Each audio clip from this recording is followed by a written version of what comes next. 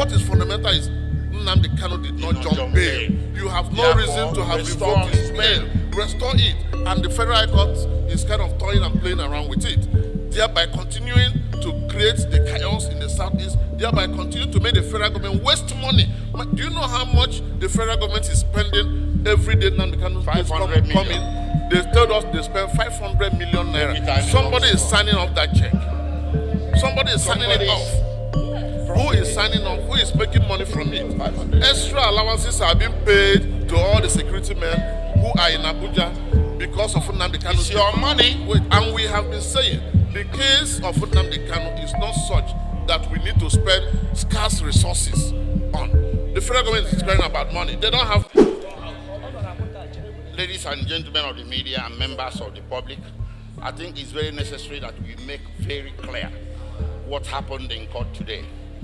We do not want to call it a travesty of justice because of the respect we had for the judiciary, but we are utterly disappointed that today bail was refused. On what grounds? The Supreme Court on 15 December criticized very severely the revocation of Nnamdi Kanu's bail.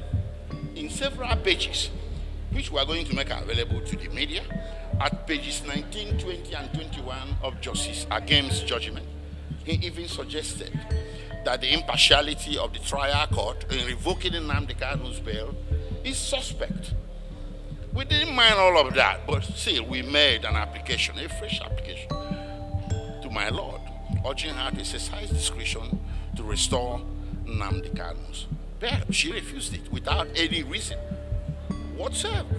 And then we made a second application to accentuate the need for this bail application, pointing to the enormous challenges we face as defense counsel in consulting with Nnamdi Kanu privately and confidentially at the detention facility of the DSS headquarters in Abuja. We are only allowed 30 minutes each as counsel on only Mondays and Thursdays for a cumulative period of 2 hours, twice a week, to consult with him separately. And the federal government is feasting to have an accelerated trial. Yes, we do want an accelerated trial, but we have to have it under an environment that respects Section 36, Sub 6, B, and C of the Nigerian Constitution. It's all about fair hearing. It goes to the ground norm. It goes to the basic norms of the society that you must hear the other side. And to hear the other side, he has to have an adequate facility to prepare his defense and to consult with his lawyers. It's the Constitution that said it. It's not us that said it. So we came to my Lord with an application and said, listen, it's impossible for us to conduct this trial under this atmosphere of interference with his right to counsel. They eavesdrop on our conversations. In the little cubicle room of 10 by 10 where we consult with Marcel Nnamdi Kanu, they have secret listening devices and secret photographic and videographic devices. They listen to our conversations secretly. They take our secret photographs. And we adduced this evidence before my Lord. They confiscate our legal documents. They don't allow us to take notes. Pray. You may be lay men and lay women. The general public may not be lawyers, but is this fair? How can you have trial under circumstances like this? It's not possible. So we are not stalling. It is the federal government that is stalling. We can't take notes. So what is the essence of it? We cannot prepare him adequately. We cannot talk with him. We whisper.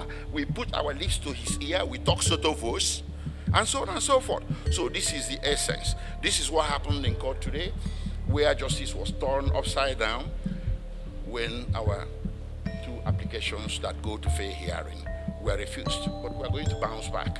There are more applications to come. Are you going to appeal on this ground? Yeah, definitely. Appeal is ongoing as I speak. Today, by tomorrow, appeal is filed. Okay, excuse me. Please, in addition to that, yes. Please. Yes. In addition to that, what happened today is an act of Federal High Court overruling the decision of a Supreme Court. I want you to get it right, because the Supreme Court said Nnamdi Kanu never jumped bail, that the court ought not have revoked that bail on the application of the violator of his right, that is the federal government. You cannot benefit from your own wrong. And we thought that the Supreme Court would have exercised its power under Section 6 of the Constitution to make the consequential order directing that Nnamdi Kanu should be released. But they directed that the trial should be continued here, and we should make an application. Of course, we ought not have made any application. Court should have exercised his power discretionary and released Nnamdi Kanu. That they never did. Then, secondly, which is the most fundamental, I had been going there to visit Nnamdi Kanu. They never allow me to exercise my right as counsel to Nnamdi Kanu. And my right was violated. I took DSSS to Federal High Court. Federal High Court warned DSSS, ordered them to apologize to me, and ordered that they should pay me 5 million naira for close to 2 years now. They have not paid that money, and though I just allow it, that's why I have not enforced it, because 70% is running on top of it. Nobody has appealed against it. So now we filed the same application before the court. It's in the court file, asking my lord to prove that we are not free. Where court has even taken judicial notice of that, but all do not avail. Now the court said that we should apply, since we cannot transfer Nnamdi Kanu to Kuje prison, stating that there is no security at Kuje prison. So that we are now applying that Nnamdi Kanu should be detained, should be remanded in a private house.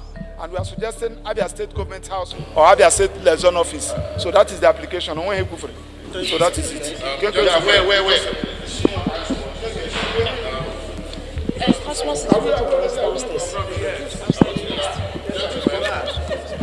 I want to thank the press, for keeping the struggle alive. Yes. Now, I must tell us something.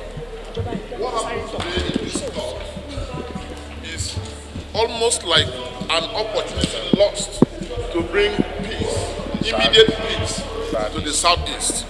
The Supreme Court had given the Federal High Court the opportunity to bring peace to the southeast. And they lost it. And unfortunately, they are toying with that opportunity given to them by the Supreme Court. All that the Federal High Court need was to go back to the ruling of the Supreme Court and follow it and give back the bill it had previously withdrawn. And then you will see absolute peace in the southeast. But with what happened today, it's obvious that certain persons don't want that peace to return to the southeast. And we are imploring members of the public to please continue to interrogate the reason why the Supreme Court judgment of 15 December 2023 will not be complied with by a Federal High Court. We need a Federal High Court to simply obey the orders of the Superior Court. A court, look, you did not employ the judges of the Supreme Court for the sake of employing them. Whatever word they utter from their mouth touches on something fundamental.